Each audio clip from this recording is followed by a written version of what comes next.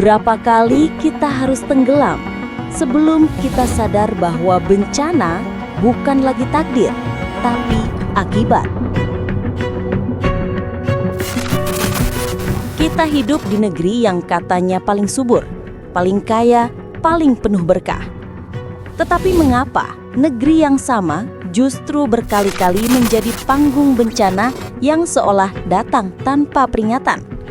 Padahal peringatannya selalu ada, di batang-batang kayu yang hanyut, di bukit-bukit yang gundul, di sungai yang berubah warna.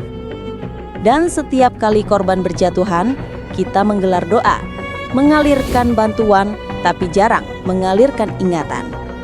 Kita menangis hari ini dan melupakannya esok. Di Sumatera, dalam hitungan hari, banjir bandang dan longsor meluluh lantakan 3 provinsi sekaligus: Aceh, Sumatera Utara, dan Sumatera Barat. Ini bukan sekadar bencana musiman. Ini adalah puncak dari akumulasi kesalahan manusia yang sudah lama kita abaikan. Dan ketika air bah itu surut, ia tidak hanya menyisakan lumpur. Ia menyisakan sebuah pertanyaan keras.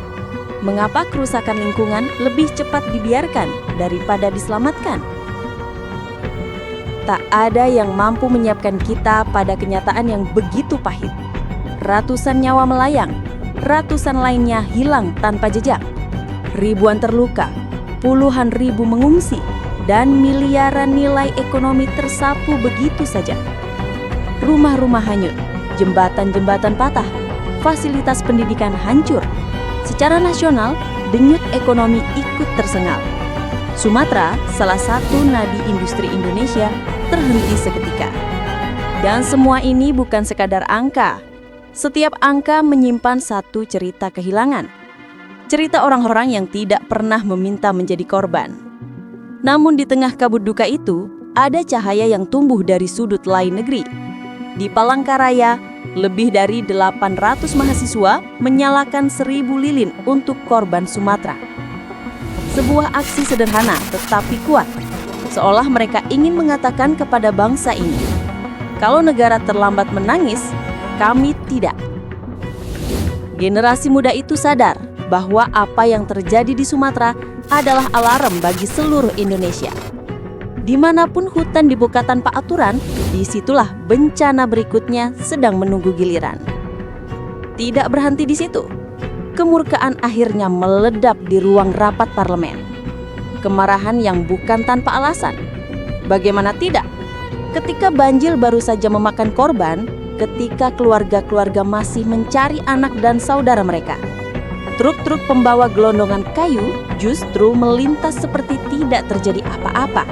Ini bukan ironi, ini adalah bukti keras bahwa alam sudah lama kita peringatkan, tetapi manusia terlalu sibuk menutup telinga. Seruan itu jelas, hentikan seluruh penebangan, legal maupun ilegal. Hentikan kelonggaran izin. Evaluasi habis-habisan perusahaan yang menggarap hutan tanpa akal sehat. Karena apa gunanya pembangunan bila yang dibangun adalah bencana? Pemerintah akhirnya menurunkan tim, investigasi dibuka. Asal-usul gelondongan kayu yang terseret banjir mulai ditelusuri. Ada petunjuk kuat, bukan hutan alami yang merontok, tetapi kayu-kayu sisa pembukaan lahan. Ribuan batang kayu itu diseret arus, menghantam rumah, menumpuk di jembatan, merusak apa saja yang dilaluinya. Kementerian terkait mengakui kerusakan di Hulu Das sudah sangat parah. Izin perusahaan yang dianggap lalai akan dicabut. Itu langkah penting. Namun satu pertanyaan tetap menggantung. Mengapa kita selalu menunggu korban sebelum bertindak? Bencana alam bukan hanya persoalan nyawa dan properti. Ia adalah bom waktu ekonomi. Ketika jalan terputus, pabrik berhenti, distribusi lumpuh.